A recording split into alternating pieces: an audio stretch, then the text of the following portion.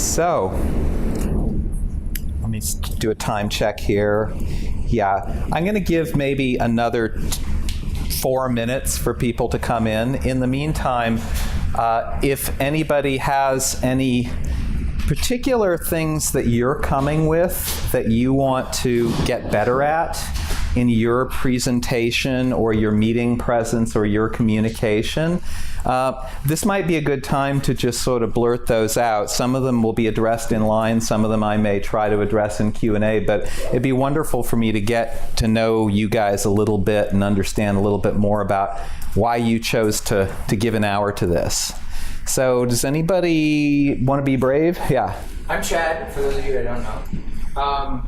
What's present for me right now is a lot of my meetings are taking place remotely through video chat. So I'm very interested in... Please, come in. I'm very interested in, like better presentation and presence like in those contexts. Okay, so Chad, you were talking about what we're doing while we're just waiting for everybody to gather in was asking people to say a little bit about what they're hoping to get out of this, and Chad was the brave first speaker, and he was talking about a lot of his meetings are on teleconference. So say more about what you want to get at about that. I suspect that it's much the same, but I'm just curious if there's any kind of extra tips, tricks, tools, practices that you have that you found to be like very effective in those situations. Okay. Great. That's a really good question. I don't have specific material on that, but I'll try to get to it in Q&A, and it's something I've been exploring myself recently.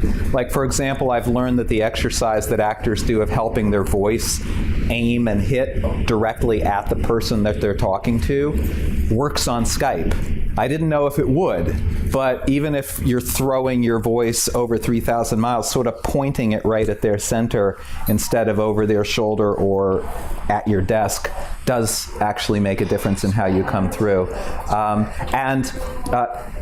My friend Carol, who showed up to help, by the way, actress, coach, trainer, keynote speaker, does performance coaching for a living and training.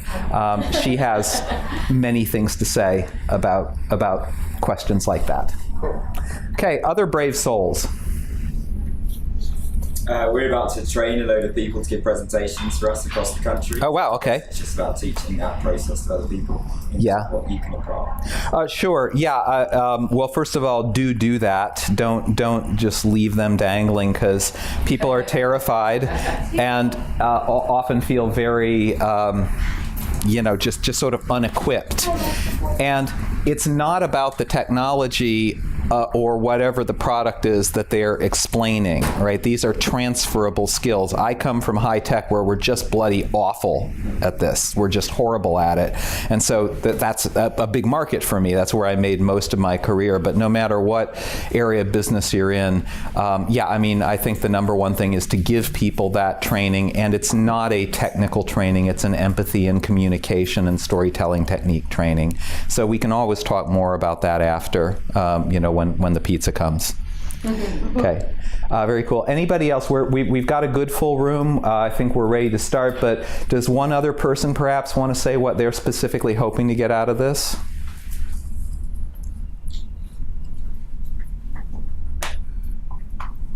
No? Really? Come on, somebody. Here's a trick, by the way, as a facilitator. What you do is say, does anybody want to talk about that? Really, anybody can go.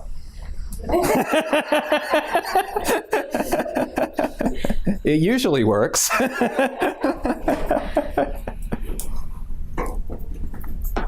Come on. What are you hoping to get? We have a brand new business, kind of moving into a new market from initial thoughts, and just trying to figure out the best way to go about marketing and getting the word out there. And we have a couple of thoughts, but just hoping to get some groups as well. Great. Okay. Yeah, so there's two streams of work I usually engage in. One, the one that I'm probably most known for is actually getting the message, getting the story in place. And then the performance presentation piece that we're going to talk about today is actually kind of my second stream of work. So we may actually need to talk at some point more about the first. Yeah. About what is it we have to say. Right. As opposed to the process of how do we actually present it. Now, the two are intimately connected, as you're going to see, but maybe we need to talk a little more about that, and I can also point you at some resources about that you can look at on your own. Great. So that's a good after talk. Yes, sir. We're launching a B2B product and it's inventory and accounting management, so it's never someone's top of mind. Oh, my world. Boring, at least at first glance, is my world. B2B enterprise software. Yeah. So you my people. Yeah, we're looking to package that up and get people excited about it and help them understand the value proposition. When we get people, they love it. It's hard to get them to listen. Oh, so classic in tech. If we get them to that oh shit moment, oh my God, this is so good. The trouble is that's 2/3 down the pipe, right? It's at the awesome demo or whatever. Please come in. So it's how do you hook them to get them to that stage? And a big part of that, and this is again more message formation than message delivery, is separating claim from proof. We want to prove before we've actually gotten them clear on what we're proving. That's kind of a tech problem. So separating out the claim part and then understanding certain other things about your market in terms of how you need to focus your message. So it's kind of the same answer as your question, which is that's more the other stream of work, but this will connect to it and give you some ideas for it. Okay. Great. All right. Well, I think that we are ready to go.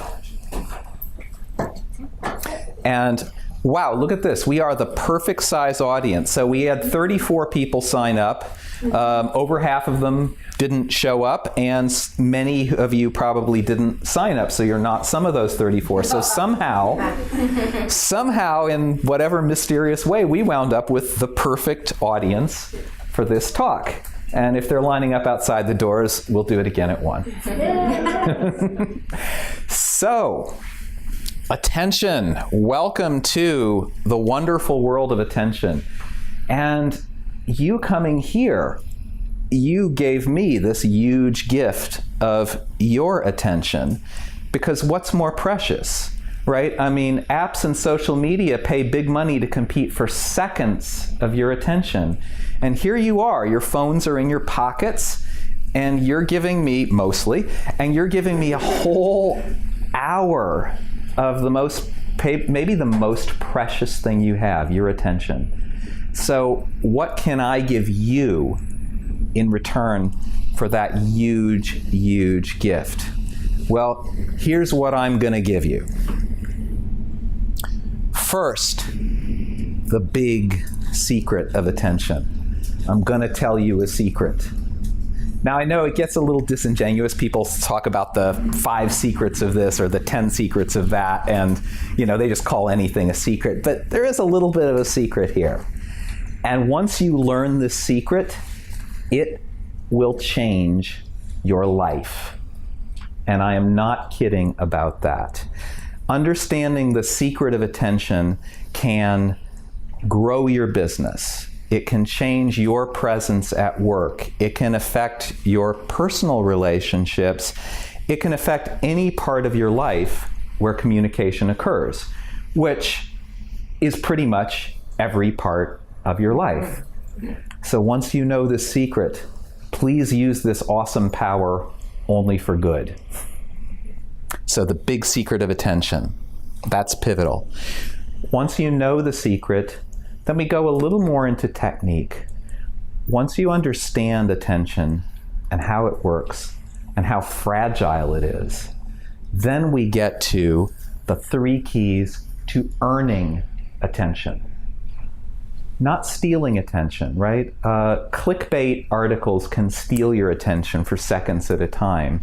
but it's like the short version of a bad one-night stand. It's like you sort of, okay, you may go there, but then you kind of regret it afterwards. You don't feel your time has been well used. So I don't mean stealing attention. I don't want people to feel worse in the morning because they've given you their attention. I want them to feel better. So there are 3 keys to not stealing attention, but rather earning it. That's what I'm going to teach you. And then, because there's a lot of drill down and detail that could occur under each of those keys, I'm just going to teach you some starter techniques. Just a few little things that you can absolutely start using today. So my goal is that your communication, whether it's a presentation or a high-stakes conversation, gets better today. Now, to understand attention, to be set up for the big secret of attention, the easiest way is to test our own. So this is a test of your attention. And we have to do this in a very particular way, which is silently. Each of you is going to do this test silently so that everybody else can get the full benefit of the test too. All right? And if you can't hear the audio on this, I'll just narrate it. It's not audio intensive. So this is called the monkey business illusion. The monkey business illusion. Count how many times the players wearing white pass the ball. Ready?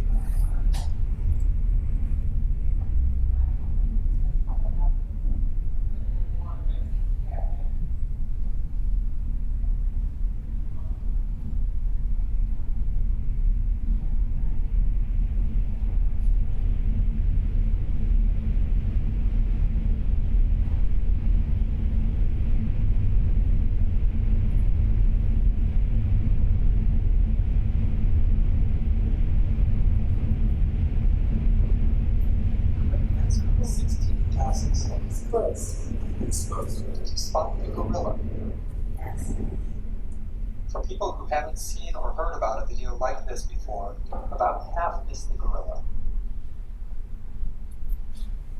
If you knew about the gorilla, you probably saw it. But did you notice the curtain changing color or the player on the black team leaving the game? Let's rewind and watch it again.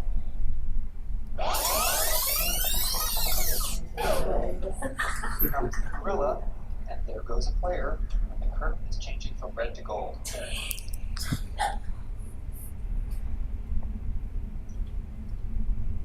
When you're looking for a gorilla, you often miss other unexpected and that's the monkey business illusion. Okay, so I've got to ask, Invisible Gorilla experiment at invisiblegorilla.com. how many people saw the gorilla? Okay. How many people admit that they didn't see the gorilla? Okay, so 40% in this room, maybe, instead of 50, an unusually alert crowd. Now, that's this research that showed that 50% of people didn't see a gorilla walking across the screen and pounding its chest, waving, saying, "Hey, here I am a gorilla." This was done in the 1990s. So no iPhones, no Android, no Instagram, no Snapchat, none of the distractions that fragment our attention far worse now than they did 10 or 15 years ago. And still, 50% of people miss a gorilla walking across the screen. Or in person, by the way. The results are the same if you have the basketball players in person and the gorilla comes and walks on. Yeah. So, if it was that bad then, how bad is it now? Right? How much more fragmented is our attention now? How much harder is it to secure attention now? So, here's the lesson. There's what the eye sees. There's the wide-angle lens of our sensory apparatus. So there's what the eye sees, and there's what the brain can attend at any one time, which is much, much less especially when you're focusing on one thing. There's no such thing as multitasking. So when you're focusing on one thing, you're not focusing on another. So in that gap between what the eye sees and what the brain attends, you can hide an entire gorilla. So when you're trying to get people's attention, it's important to know that. It's important to know just how hard it is to get and just how easily it is lost. Now, if that wasn't bad enough news in terms of trying to, say, market a B2B enterprise software solution, what does make it in, what the brain does attend to, mostly gets processed way before the neocortex ever comes into play. So this is what I like to call the hindbrain guide to data processing. The flow chart looks something like this. A stimulus comes in, and my hindbrain, my reptilian early brain says, 1, can it eat me? If not, good. Proceed to step 2. Can I eat it? If not, well, darn. But then proceed to step 3. If I can't eat it, it can't eat me. The hindbrain then says, well then, can I mate with it? Maybe, maybe not. If so, will it mate with me? So we're still nowhere near the part of the brain that processes, marketing messages, unless the marketing messages are at a very basic level, which does sometimes happen. Somewhere beyond those concerns come social status, belonging, aka how's my hair? Right, that's the next stage of the hindbrain. And then maybe the neocortex starts to come in when we get to step 6, which is everything else. Everything that was not part of those basic drives. And then comes what we want to communicate.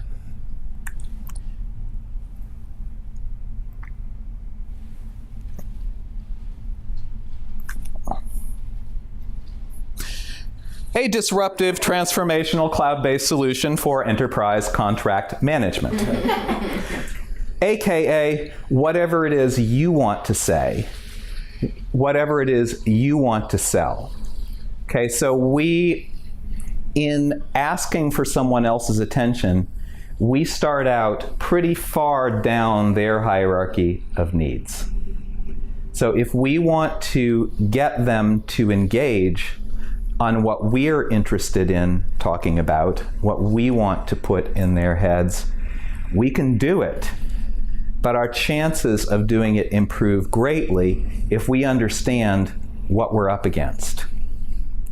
Now, this might be depressing, but the good news is everybody else that wants to talk to your potential customer, your boss, your colleague has the same problem. And now you, among all of those people, know it. Now you understand something about what that problem is, what you're up against. So, you are now prepared to receive the wisdom. You are now prepared to understand the big secret of attention. You ready? Okay, here it is. The big, powerful secret of attention. It's a two-parter. There ain't much.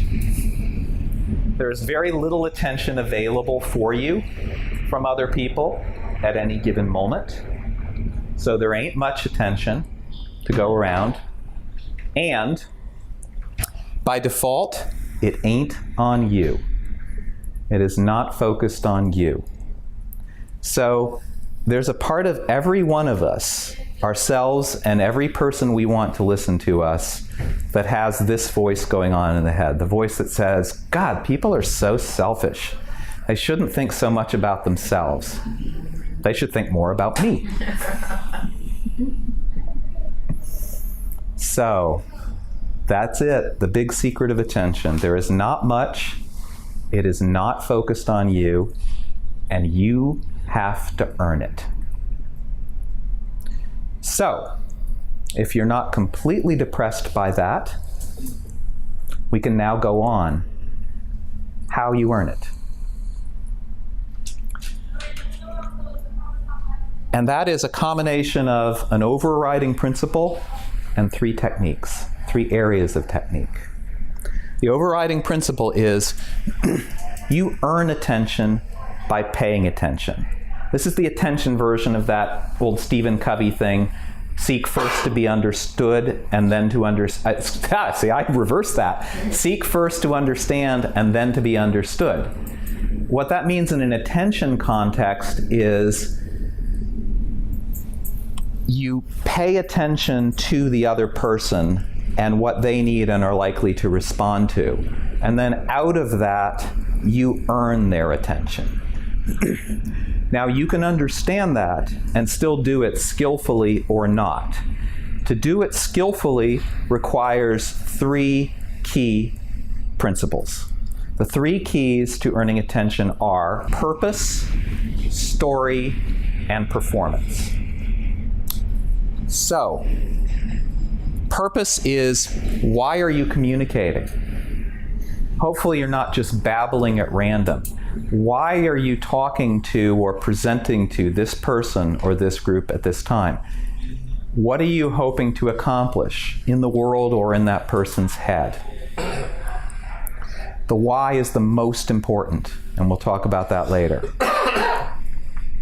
Second, story. Once you understand your intent, what you're trying to accomplish for yourself and for your audience, you can then craft a story that will engage them and enroll them in that. And story is much more powerful than information. Finally, performance. How do you take it? I'm going to start moving around a little more as I say that performance because I'm standing still too much here. How do you take your purpose into a story, and then how do you use everything you've got, your voice, your body, your rising and falling intonation and volume, how do you use everything at your command to perform your story? It's where being the screenwriter stops and being the actor begins. So, let's start with purpose. Because when you're creating your communication, you should always start with purpose. So the reason you should always start with purpose is because it is your North Star, and also because it's a neglected area. So if you know what you want to happen, not what you want to say, that's story. Okay? It's important to separate those two. Purpose is what you want to make happen, and story is how you get there. So, the why of your communication naturally guides you towards the what, the story. And it can even guide you toward the how, the performance. So always start there. And in fact, excuse me, we're going to start there for you in just a few minutes. But there is one more thing about purpose. How many people here are familiar with the idea of the buyer's journey? So about half the room is familiar. So this is this notion that there are these steps that people go through. We used to talk about sales stages, what we sort of push people through. Now we talk about the buyer's journey and how we help people go through their own process. And we communicate to different points in that process. There are many versions of this. I'm going to show you a simple one because you can use purpose mapped to the buyer's journey to figure out where to spend your time, where to put the focus of your communication. It goes like this. So simple version of the buyer's journey. There are more complicated ones. Awareness. I know or I don't know that I have a problem as a potential customer. Consideration. I know I have a problem. What kinds of solutions are out there? Who should I be talking to? Who should I be thinking of? What do these things do? Decision. I am knocking out options and picking one to go with, and that's where buying occurs. Now, you can do the same thing for buy-in, right? I don't have a lot to sell you today, but I want your buy-in for this framework. So I can still use this. So, for example, if your goal is to move somebody from not really knowing they have a problem or not knowing how serious the problem is to looking at particular solutions, to looking at solutions and starting to consider them, then your presentation should be very light on technical detail and differentiation of the solution. And it should be very heavy on what I call problem land. It's reminding people of the pain they're in, bringing it to their attention. So if I'm ultimately trying to sell some Rogaine or some kind of baldness treatment, and my audience is here, I'm going to spend a lot of time reminding them that they're bald. Okay? I'm not going to give them a lot of detail on my particular solution to that problem. I'm just going to try to remind them that they're bald, that they have a problem, and tease that this problem might have some solutions out there. Okay? So it's a very specific allocation of time. Now, what if, on the other hand, they come in already knowing they're bald and already knowing that they would prefer to have it be different than that? Some people look great bald, but let's say that they want to do something about it and they already know that. Well, if I just go around reminding them of that over and over again, I'm not making good use of their time and therefore of my time. So instead, I want to focus on leaning on the benefits of potential solutions and the positive consequences of solving the problem. And I will touch on my solution as one of the things that does that stuff. But I won't dig too hard because my goal is to move them from consideration toward decision. Now look, getting people's attention for any period of time is hard. Trying to accomplish many, many different purposes in one communication or one meeting is usually too hard. So you can be much more purposeful and pointed if you figure out what's my object, not just overall, but for this meeting, this presentation, this talk. And then I can draw a circle and I can focus. And then when we get to the point where they have to really look at and eliminate or choose potential solutions, then we'll have a different presentation. We'll have a different meeting. We'll have a different focus. And the problem that many high-tech companies have, that I'm sure those of us that are in that business can relate to, is they try to give this presentation in the first meeting. And then they wonder why people aren't attending to it. Because they didn't pay attention to where somebody probably is in their journey at this moment. And therefore, they've missed. They have just gone right past the customer. Or they've tried to do all of these, which is why the presentation has 50 slides in it for the 15-minute meeting that you have. And then you wonder why you're kind of out of breath, out of time, and why the other person looks so bored.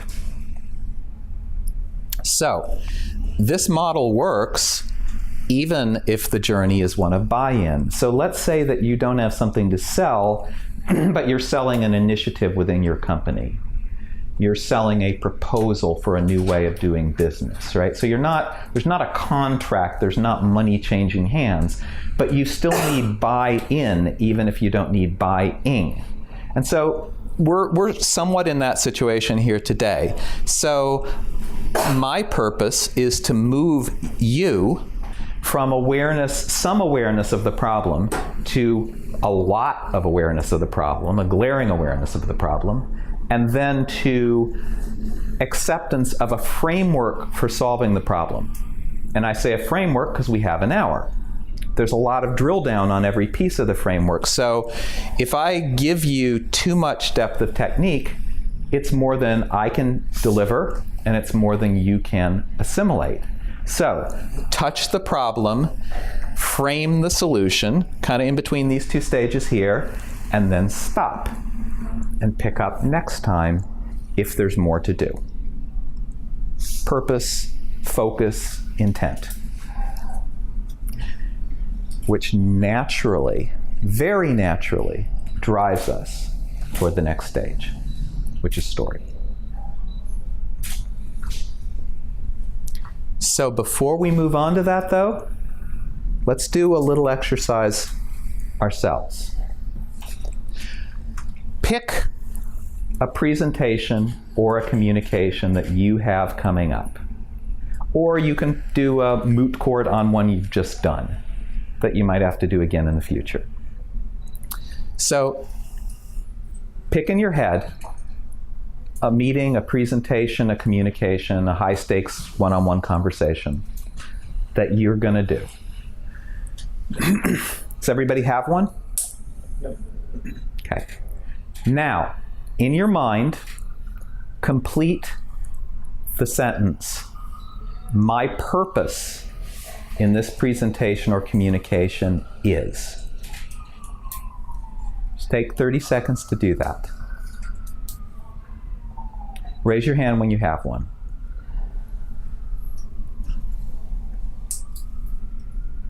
Harder than it looks. Okay, raise your hand when you have one. Okay.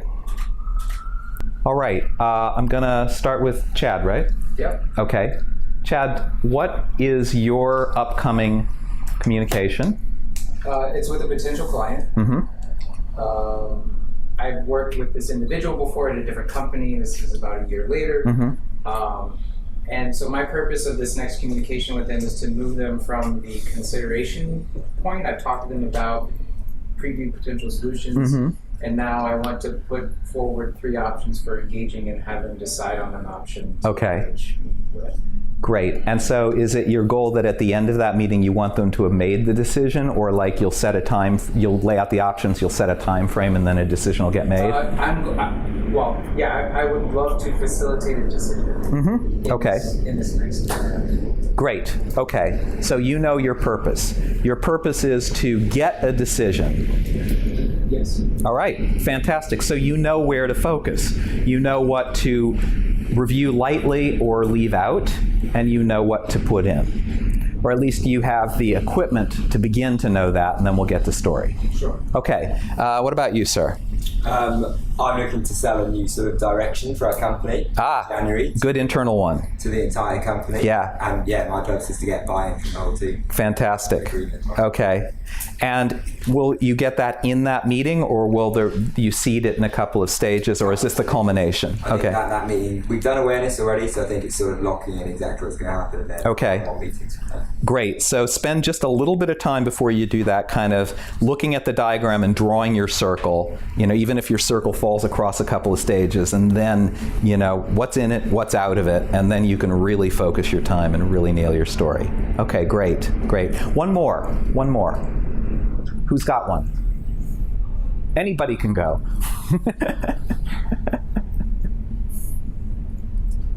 Please?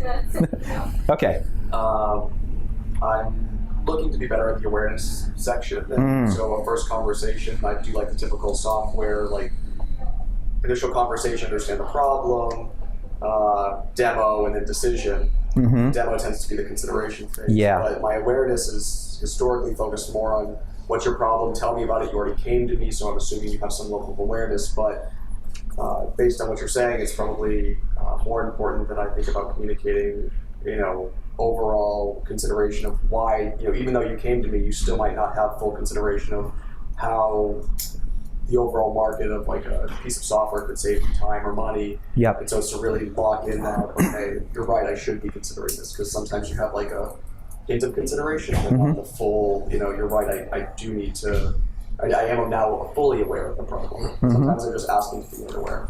Yeah, and there's awareness of problem, and there's also sometimes kind of a little sub thing, which is it helps if they're aware that you're aware of the problem too. Like that you understand the problem the way they do or the way they do, plus you can add some more insight to it. Now, there are side effects. You got to be careful with that one, because if your version of showing awareness is, in today's modern world, life is tough and computers are important, then you just look like you're kind of trying to teach them their job, only you know less about it than they do. So you have to be careful how you play that. But it is good not only that they know they have a problem, but that kind of they know you understand the problem in a real, true, empathetic way. So getting better at awareness, awesome. Really good purpose. All right. Unless anybody has another one that they're burning to share, we'll go on. But keep your purpose in mind, because we're going to build on it. Okay? Oh, and by the way, if I just back up for a second, my example, my purpose for this presentation, which you saw on the buyer's journey thing, I want to introduce and get you guys to buy in on the framework for earning attention without drilling down into so much detail that it's overwhelming. Okay, so on purpose drives story. Story is much, much greater than data. Data, raw information, speeds and feeds. Data by itself is like these pearls just kind of rolling around randomly. Nobody can keep track of where 40, 50 pearls are. You put those pearls on a nice necklace with 1 cent worth of fishing line, and all of a sudden, it's so easy to keep track of. It's so easy to wrap your mind around. It's so easy to put around your neck if you can work that damn little clasp that they always seem to have. So story is that crucial penny's worth of fishing line. Story transforms raw data into something riveting. So you need one. You really, really need a story. Now, here's a little nuance for you. Your story is not your PowerPoint. And if you're creating your PowerPoint, assuming this is a slideware kind of interaction, if you're creating your PowerPoint not knowing what your story is, you better step back a little, because you need to know what your story is before you start putting it in slides. Otherwise, it's like you're trying to shoot a movie and you've hired big actors and CGI companies and you're building sets and you're on location and people say, well, what's the script? You're like, script? Right? So your story is not your PowerPoint. And don't just start messing with slides in the vain hope that your story will appear. See if you can really have one before you begin. Now, here's what you're going to find out when you start to construct your story. You know way too much, and it will not all fit. So we know what we know about our solution, our business, our initiative, and it is literally like the old spy movies. You'll know too much. And we try to put everything in. This is a typical high-tech presentation. The conclusion seems simple, but chances are the audience will never go with you on that journey. They will never reach that end. They will never reach the conclusion you want. So, what do you do when you know too much? Well, don't go with what you know. Go with what you know about what the other person needs to receive in this interaction to hit your purpose. And take stuff out. So if you want to make a point, you talk about a story as a way to make a point. Let's get literal about what it means to make a point. We literally want to make a point like a caveman made an arrowhead or a spear point. We take that big rock, that big piece of flint, and we nap little chunks away. We remove material. We take away all of that crap until what's left is thin, sharp, and pointy. And it fits into that little aperture of attention. And if it goes in there, and if you secure interest, then it's a barbed point. It expands. They'll give you a little more attention, a little more attention, a little more attention. So attention is earned in stages. So take stuff away to make a point. Now, there are a lot of ways to do that. I do one particular way that I'll tell you about, which is called the message matrix. This is something I've learned the bones of and then developed over the last 20 years. It's a disciplined structure for boiling your value down to simple messages that sell. So it gives you a framework for what to keep and what to take away. And I can follow it by email with a link to a video on that and some information that I can share with you guys. It's not a publicly available video, but I'll share it with you in this audience. We're not going to talk much about the message matrix here because we simply don't have time. But it is one way to get down to a point in your story. It's not the only structure available. There are many story structure inspirations. The basic structure, once upon a time, and then there was a big bad wolf, and then the wolf was killed and they lived happily ever after, right? That's Little Red Riding Hood. That's the Brothers Grimm. There is the sitcom structure. There is the Pixar story spine, the structure that every Pixar movie is based on, which you can Google and read more about. There is the classic slasher horror movie structure, perhaps not the ideal structure for your average sales presentation because the ending isn't always that happy, but it's a simple structure. Hey, let's go do a bunch of really obviously bad idea things. A lot of people die, the killer dies, or does he? Right? That's a structure. Right? It's classic. So, no shortage of inspirations for a structure of your story, from the message matrix on to classic Hollywood movies. But it starts from your purpose, then flows into your story. So let's flow into story.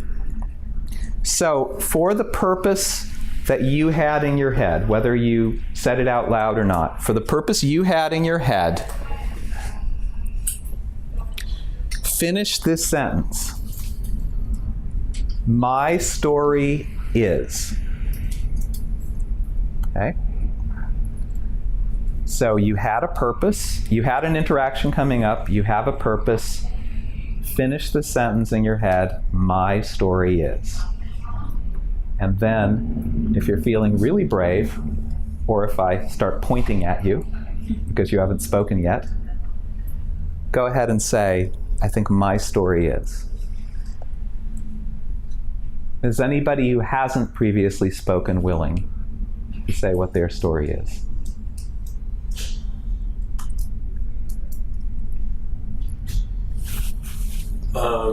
So for just to preface this, my purpose yeah. is that I have a meeting coming up and I'm discussing with another colleague some charities that we could potentially partner with in the future. And my purpose is to get across the ones that I think should be included in the discussion. Super clear. Yeah. So then my story is, I guess, that we should include, based on the charities that we're already working with, we should include charities that work in other realms, such as environmental philanthropies, ones that work in different health or with different, address different health problems, and just to explore a wider realm of philanthropic giving. Great. So that kind of hovers between a story and an extension of purpose. So spend a little time thinking about what the story is, like why that's true, or companies that have done that and how it's worked well for them. So think about how that becomes not just an extension of your purpose, but a narrative. You're halfway there. Just go all the way there. Gotcha. Cool. It's a really good one. So who else? Yes, sir. My company is helping American companies that want to go to China. I used to live there for a while. Yeah. So my story is, company goes to China, company has problems, company hires me or one of my consultants to help sort it out. And they live happily ever after. Right. So that's a story. Now, it's not a story if you just say, yeah, I help people and we are awesome. Right. You don't want to be like the gorilla. However, if you have stories of companies for whom you have done this, it's awesome. And you have brought up a point that really needs to be made here. Who is the hero of the story? A story has a hero, right? And the hero, spoiler alert, it's not you, nor is it your product. It's usually one of these. It is the person you're addressing, but sometimes you haven't done anything for them yet. So it's the person you're addressing, or people like them, or people they aspire to be. So using stories of people for whom you have provided this kind of aid and the results it gained for them, that's a story. That is like the very essence of a story, and there is nothing more credible than that. Yeah. And then you just have to be careful about how much detail to give. Right. Just so you don't run out of time. Confidentiality. Confidentiality is one thing, but boring the shit out of people is the other. Right? Of the two, it's usually the greater concern. Right. I guess mine is more visually based. I do a lot of graphic design, and so I try to tell the story and break down why I'm designing for what they're doing. Mm-hmm. And so the story usually starts with color, how it makes them feel, then it goes with fonts, typography, what they see in their daily lives, and how they react to it. Mm-hmm. And then the overall layout, like where things are moving, is it dynamic? Does it align with them? Yes. And so if they feel comfortable with that, then that's the right direction, most of the time. Okay. Great. And so think about how your purpose flows into that story in a particular interaction, and think about being very intentional at each given interaction with a client to move them to the decision that will be, best for them and best for you. Very good. Okay. Who else? One more. Anybody else willing to share a story?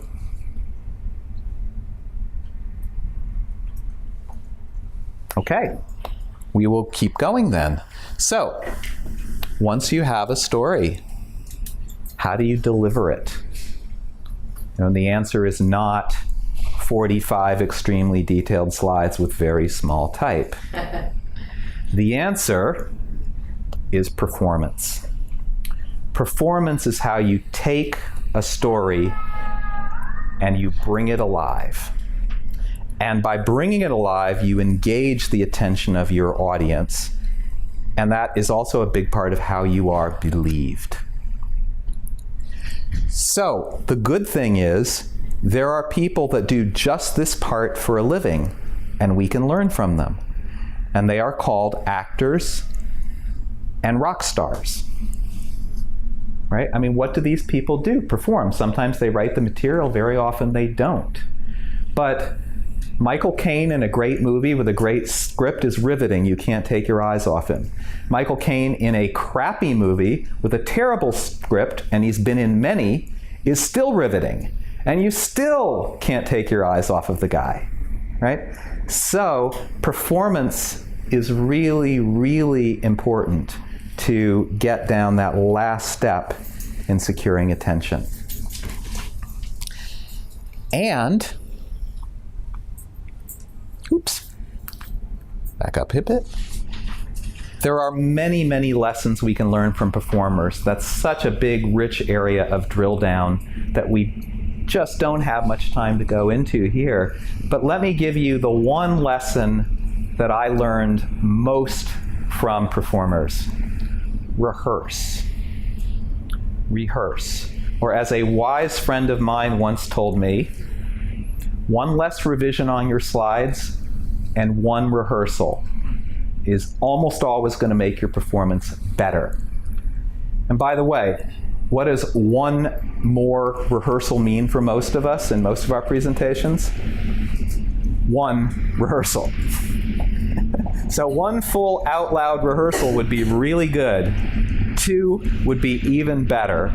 0, not so good. So isn't it funny that we will stay awake till 3 in the morning getting those little slide transitions right, and then have no time left to actually test our performance and make our performance better? So, if nothing else, rehearse. Now, performance exercise. Complete this sentence. To make my performance better on this next presentation, this next communication I'm going to do, I will blank. And there are so many answers to this. Breathing, meditation, voice lessons, going to the gym just before, so that you're kind of pumped up but calm. Give me 1 or 2. Like, what's the thing you'd like to do to make your next performance better? I love your rule of 1 fewer rebellion and 1. I'm just kidding. All of that. You could do a lot worse. You could do a lot worse than that one. Yeah, that's a good one. Well, here are some other options. And feel free to call out if you have any of your own. Do a rehearsal. Practice your pausing instead of and Take a few voice lessons. Do some breathing. There are so many things that you could do. And there are entire disciplines for business people around enhancing your actual performance. So, many, many good options. So, we are getting close to time here. I've kept you through most of your precious hour. But do you guys want a few more tips before we end? Just Why a few not? more. Yes. I'll stay here all day. I don't. Brady's here all week. He doesn't mind. All right, more tips. Things you can use today. Start with a teaser. What's a teaser? A surprising statistic. Hey, did you know that sharks actually very rarely get sucked up by tornadoes? An audience poll, a compelling video or an image. Any of those teasers get people hooked right away. What was the teaser in this case? The game. The gorilla. Quiz. Yeah, the quiz, the attention test, the gorilla. That was the teaser. After that, everybody was kind of paying attention. What's this? Picture. Picture's worth 1,000 words. How do I know that? Because you just got the meaning of that with no words. No words at all. So more pictures, fewer words on your slides. That's a good thing. Pause. Because pausing is powerful.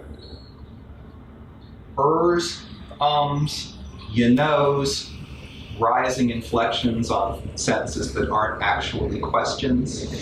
All of those things weaken you. You know what strengthens you? If you need a moment to think or you want to emphasize your point, just stop. It gives you time to think. It increases rather than undermines your authority. It makes you calmer as you find your center. And there's even a bonus. If you pause, whatever you say next will sound really, really important.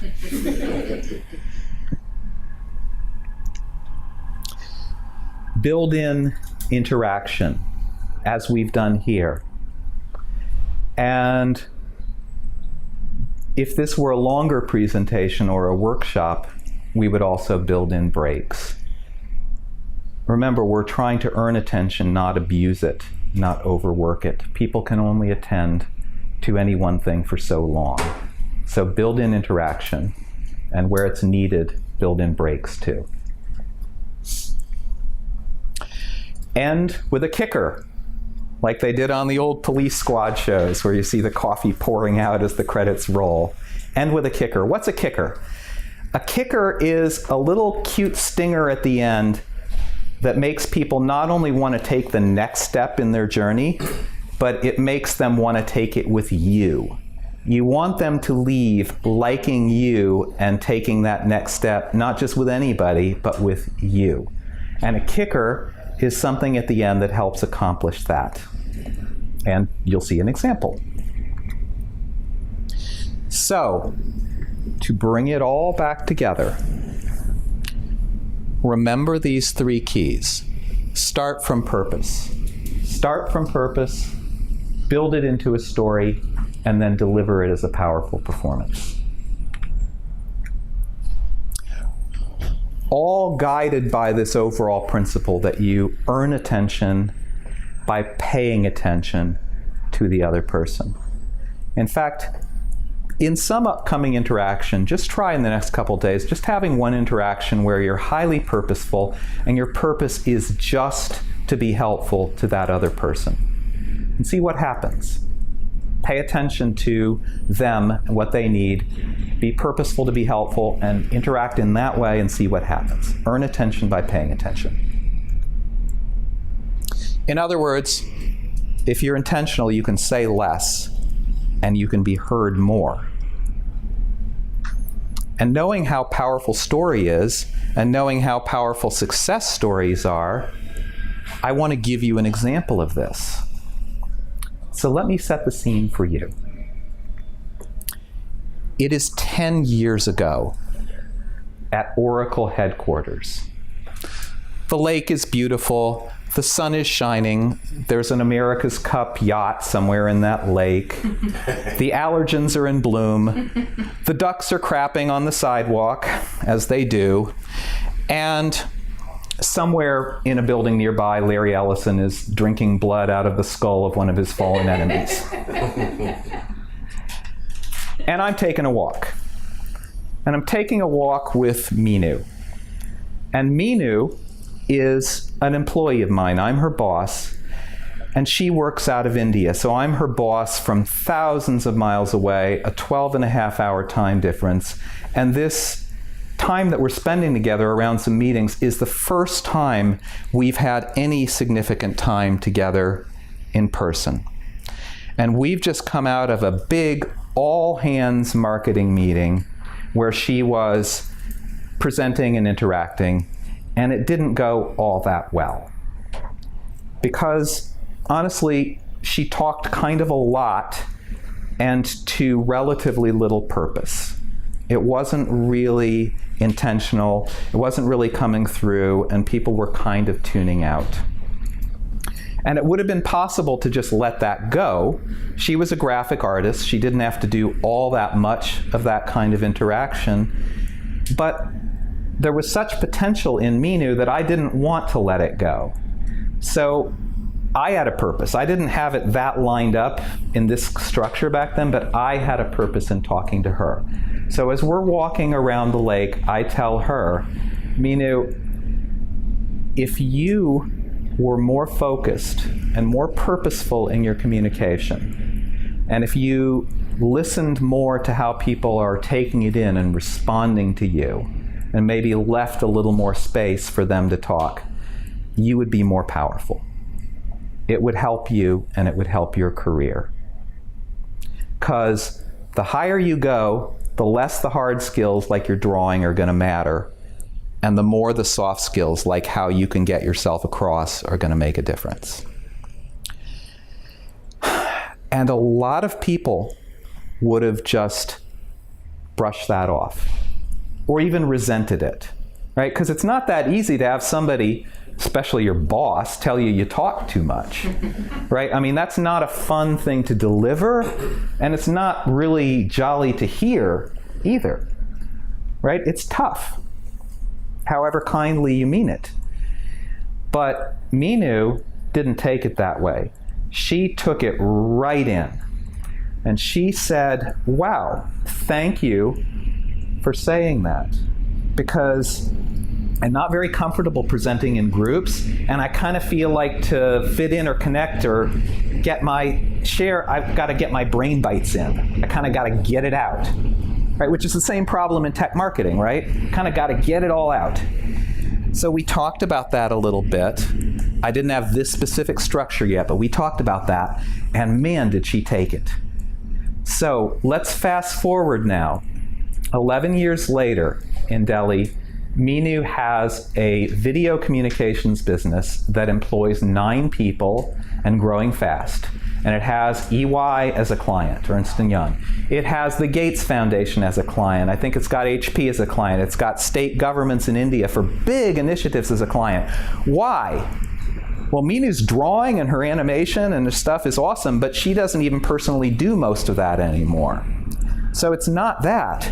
These companies actually ask her to advise them on how to communicate in high-stakes initiatives.